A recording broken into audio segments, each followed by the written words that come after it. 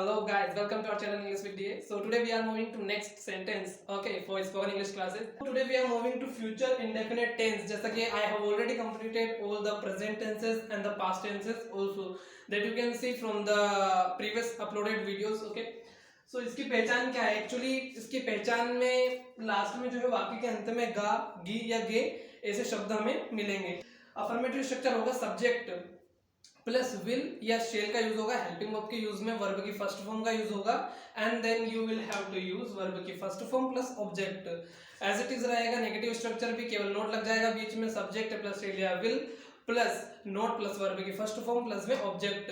इसके बाद में इंट्रोगेटिव स्ट्रक्चर में आपको कुछ भी नहीं, केवल शेल या विल को आगे पुट करना है and after that you will have to put subject and then as it is the whole subject would be the whole structure would be subject plus verb की first form and then object. okay, last में question mark मत लगाना मत भूलिएगा, ठीक है ना.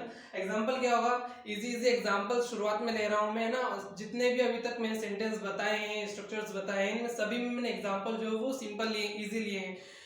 okay, when we want to learn something new, so that time we will have to focus that what actually we know in that particular field. If we doesn't know anything in that field, so we should start from the basic. Otherwise you can also you can start from the advanced level, but here you are learning English, okay, English language, ठीक है. So you will have to use here the basic examples and the basic vocabularies as I have here used here. वह नाचेगा, नाचेगा मतलब कि dance. we all know this is a very usual, है ना, this बहुत ज्यादा common word है नाचना, ठीक है ना, इसलिए मैंने ये लिया है अभी.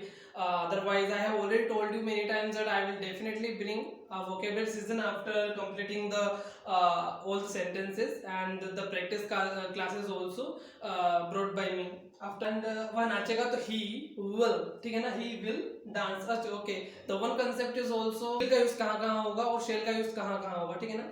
तो here I और we ओनली दो ही सब्जेक्ट हैं, आई और वी, जिनके साथ में शेल का यूज होगा, और बाकी बचे सारे के सारे सब्जेक्ट्स के साथ में विल का यूज होगा. जैसे कि ही, शी, इट और कोई सा भी नेम हो, you, we and they, okay. क्योंकि आई और वी के साथ में तो आई और वी के साथ में हमेशा शेल और बाकी बचे सब्जेक्ट के साथ में विल का यूज होगा. अमन अंग्रेजी बोलेगा.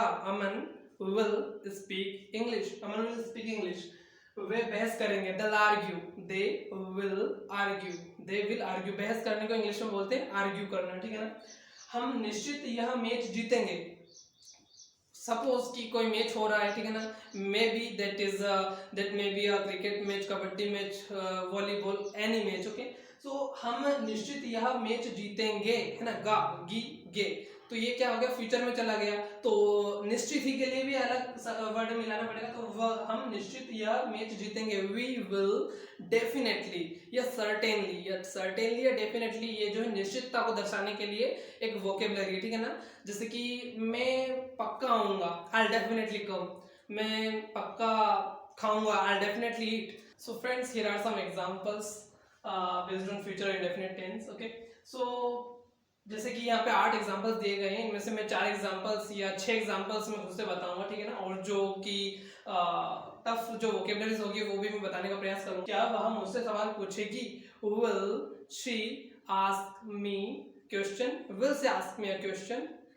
मैं तुमसे सुबह नहीं मिलूंगा. I will not meet you. देखो सुबह है ना, I will not meet you morning, in the morning, ठीक है ना. I will not meet you in the morning. Aryan कल सुबह 5 बजे उठेगा.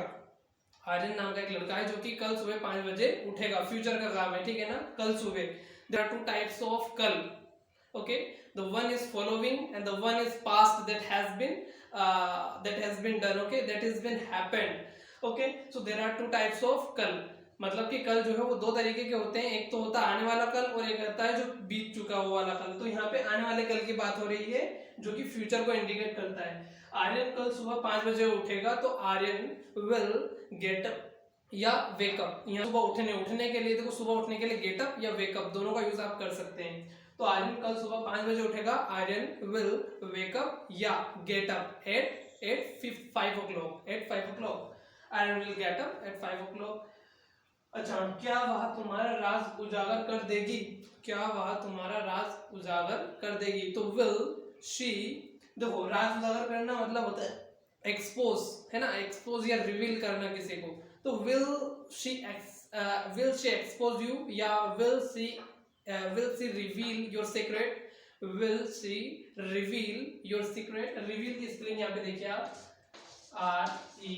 REVEAL। रिवील मतलब होता है राज उजागर करना, ठीक है ना, कोई सीक्रेट होगा उसे बताना किसी को। क्या दुकानदार इसका भाव कम नहीं करेगा, क्या दुकानदार इसका भाव कम नहीं करेगा। देखिए यहाँ पे इंटरोगेटिव तो है लेकिन नेगेटिव इंटरोगेटिव, मतलब shopkeeper not reduce the price of, कोई सी भी वस्तु होती है यहाँ पे तो उसका नाम ले देते हैं अपन, तो will shopkeeper not reduce the price of this and this, कोई सा भी आप यहाँ पे ऑब्जेक्ट ले सकते हैं। हम तमाशा नहीं बनाएंगे और वह शाम को मेरे घर आएगा। इन दो सेंटेंस को आपको चारों प्रकार से, किस किस में, अफर्मेटिव स्ट्रक्चर में, नेगेटिव स्ट्रक्चर, इंट्रोगेटिव स्ट्रक्चर और इंट्रोगेटिव नेगेटिव स्ट्रक्चर, चारों में आपको ट्रांसलेट करना है। Take care.